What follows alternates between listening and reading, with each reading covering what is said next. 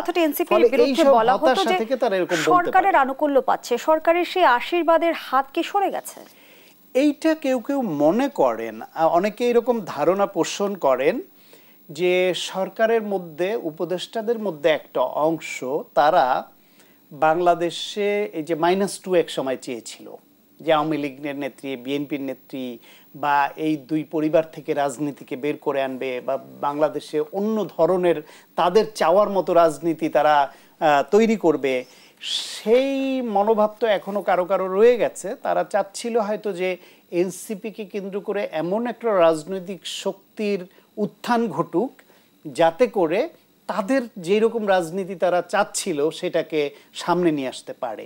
সেই হিসেবে শুরুর দিকে এই সরকার এনসিপিকে সাংঘাতিকভাবে দৃষ্টিকটুভাবে পেট্রোনাইজ করছিল, আশ্রয় প্রশ্রয় দিচ্ছিল, তাদের প্রতি স্নেহের বাড়ি বর্ষণ করছিল। এই বাড়ি পিটুনি না, বর্ষণ বা পানি বর্ষণ করছিল, ঝিরঝিরে ঠান্ডা পানি।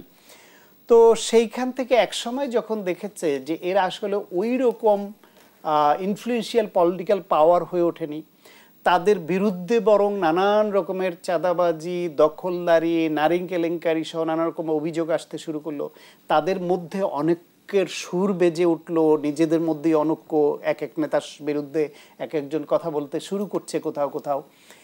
সেই প্রেক্ষাপটে হয়তো এই সরকারের ওই অংশটার যারা চেয়েছিল তাদের মোহভঙ্গ হয়েছে যে না, এদের পক্ষ নিয়ে এইভাবে দৃষ্টিকটুভাবে দাঁড়ালে এটা প্রকাশিত হবে এবং অন্য রাজনৈতিক শক্তিগুলো আমাদের শত্রু জ্ঞান করবে, ভালো চোখে দেখবে না, এরাও দাঁড়াতে পারবে না, আবার অন্যদেরকে আমরা হোস্টাইল করব, তাতে করে কি হবে, আমরা বিপদগ্রস্ত হবে এবং দেশের গণতন্ত্র বিপদগ্রস্ত হয়ে পড়বে। আমরা তো দেখছি যে লন্ডন বৈঠকের পরপরই এনসিপি এবং সরকার আমরা দেখছি এক ধরনের বিপরীতমুখী অবস্থানে রয়েছে। না, ঠিক বিপরীতমুখী অবস্থান নাই।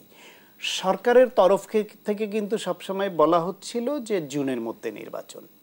সেই নির্বাচনটা বিএনপি সহ অনেক রাজনৈতিক দল, এমনকি আমরা যারা টকশোতে কথা বলছি আমরা তো লজিক্যালি বলেছি যে ফেব্রুয়ারির মাঝামাঝি থেকে রোজা, ঈদ, তারপর হচ্ছে গিয়া ইন্টারমিডিয়েট পরীক্ষা, তারপরে হচ্ছে গিয়ে আপনার ঝড় বৃষ্টি বাদল বৈরিয়া পরিবেশ, ফলে যদি এই রোজার আগে নির্বাচনটা না হয় তাহলে ওই নির্বাচনটা পরের নভেম্বর, ডিসেম্বর, জানুয়ারি টাইম ছাড়া সুইটেবল টাইম থাকে না। বাংলাদেশে আসলে 1996 সালে একবার জুন মাসে নির্বাচন হয়েছিল তত্ত্বাবধায়ক সরকার অধীনে, সেটা জুন মাসে হয়েছিল কারণ বাধ্যবাধকতা ছিল 3 মাসের মধ্যে নির্বাচন করবার। এর বাইরে সাধারণত এই শীতের সিজন ছাড়া জাতীয় নির্বাচন হয় না, ফলে এটা ভালো সময় হচ্ছে নভেম্বর থেকে জানুয়ারি, বড় জোর ফেব্রুয়ারি যেটা এখন করছে। সেই বিবেচনায় সরকারের বোধোদয় হয়েছে, তারা বিএনপির সঙ্গে বা একটা এমন একটা আন্ডারস্ট্যান্ডিং হয়েছে কথাবার্তায় যে তারা সেই আন্ডারস্ট্যান্ডিংকে কি ভালোভাবে নিতে পারছেন এনসিপি? আন্ডারস্ট্যান্ডিংটা বলছি আমি ওই অর্থে যে ভুল বুঝাবুঝি ছিল, তারেক রহমানের সঙ্গে প্রধান উপদেষ্টার কোনো দিন সামনাসামনি বৈঠক হয়নি। প্রধান উপদেষ্টা যখন গেছেন সরাসরি তার বক্তব্য, তার ধ্যান ধারণা, তার দেশ নিয়ে চিন্তা, তার গণতন্ত্র নিয়ে চিন্তা, ভবিষ্যৎ নিয়ে চিন্তা প্রধান উপদেষ্টা যখন শুনেছেন তখন তারেক রহমানকে প্রধান উপদেষ্টা হয়তো আস্থায় নিয়েছেন প্রথমবারের মতো কথা বলে। প্রধান উপদেষ্টার সঙ্গে বিএনপির এক ধরনের ভুল বুঝাবুঝির অবসানের মধ্য দিয়ে আমরা দেখছি যে এনসিপির সাথে কিন্তু শেষ করি আমি কথাটা, আবার প্রধান উপদেষ্টার কথা শুনেও আবার তারেক রহমান তিনিও আস্থায় নিয়েছেন যে না, ওনার চাওয়া, ওনার কথা, ওনার দেশ নিয়ে চিন্তা তো ঠিক আছে।